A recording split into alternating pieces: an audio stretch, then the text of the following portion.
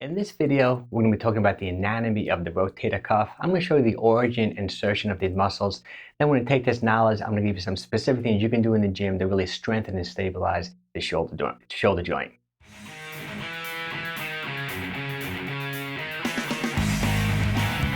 Hello everyone, my name is 𝘾𝙊𝘾𝙃𝙄𝙉𝙂 and I've been a fitness trainer and gym owner for over 25 years. And this is your first time here and you're looking to turbocharge your muscle building efforts. Make sure you hit that subscribe button.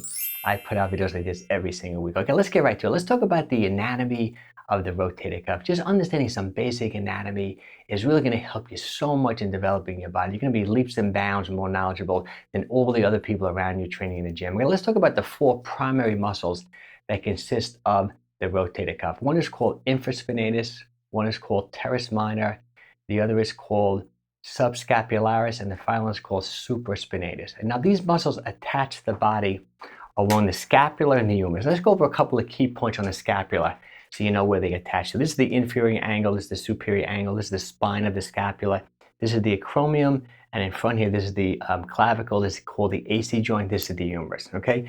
Let's talk about one of the external rotators first, okay? So for example, all these rotator cuff muscles either internally or externally rotate your shoulder, okay? What internal rotation means is just that you're rotating, you're turning your arm inward, and external rotation means you're turning your arm outward. So it's kind of like a ball and socket. It's a ball and socket joint, right?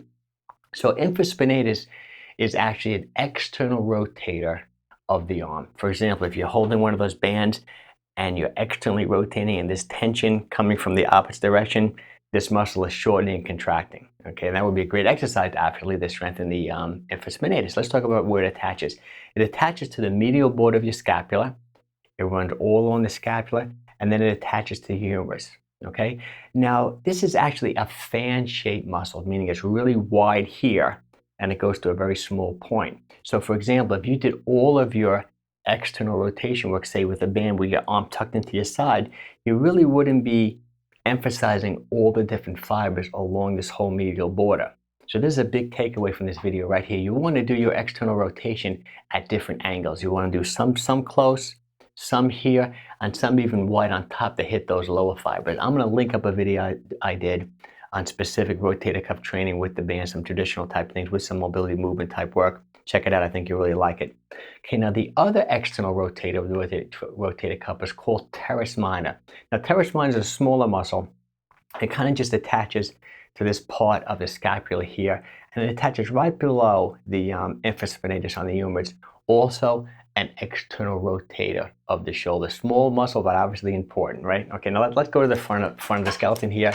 Now let's talk about the antagonist to infraspinatus and the antagonist to Teres Minor. Antagonist just means that it does the exact opposite motion. So this is actually an internal rotator. Subscapularis is actually an internal rotator of the shoulder. So if there's tension coming over here with the band and it's hard for me to internally rotate to contract subscapularis, that means it's an internal rotator. So it attaches very similar to infraspinatus, but the exact opposite. It runs along that whole anterior side of the scapula, along the whole medial border. Once again, it is a fan-shaped muscle, has more of an attachment on front of the humerus. That's why it's an internal rotator.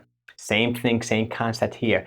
You want to do some movements where your arm's tucked in, some here, some high. I'm going to link up another video I did specifically on internal rotation of the shoulder and how to strengthen. You'll love the video. Check it out. Okay. Now the final rotator cuff muscle is called supraspinatus. Okay, this kind of tucks in this muscle underneath the AC joint. That's the acromion, stands for A. C, clavicle sounds for C, AC joint, and it tucks right in here on the scapula, right below the trapezius. And that pretty much does abduction a little bit. It brings the arm away from the body. If you bring the arm really high, it kind of like the deltoid will take over. That has a better angle of pull than supraspinatus. But once again, real important muscle. That's the muscle that I find people do get like issues with, like tendonitis, things like that. For example, if you have when you get older, you can get a little thickening of this AC joint. You can have a bone spur. Actually, I have one, underneath my shoulder. And, when a thing gets inflamed, that supraspinatus can kind of bang up and hit this. That's why it's real important to really do movements that really strengthen the rotator cuff. Like I love these traditional band movements. I know they're not as popular as they were years ago, but I definitely think you should definitely do them. And then the other thing I love for the shoulder work is all this mobility movement type work. I'm going to link up a great video you can do for mobility movement, for the upper body, for the shoulder, for this whole area. You know, actually, it's important. Just knowing a little bit of anatomy just puts you so ahead of everyone else around you in the gym. And let me recommend a book that I think is like an incredible book. You know, when I was studying, besides studying anatomy in undergraduate in school, you know, I picked up this book a few years ago. It's called 𝘾𝙊𝙼𝙃𝙄𝙉𝙂 to the Body. Great book. This is a book that maybe if you're going to a massage therapy type school, they would recommend this book. Great picture, shows all the origin and insertions. Here's the section right now on the rotator cuff right here. I highly recommend this book. Definitely check it out. Okay, well, I hope you enjoyed this video. If you did, you know, make sure you give me a thumbs up. And once again, if you're looking to turbocharge your muscle building efforts, just hit that subscribe button. I put out videos like this every single week. Take care, everyone. Have a wonderful day.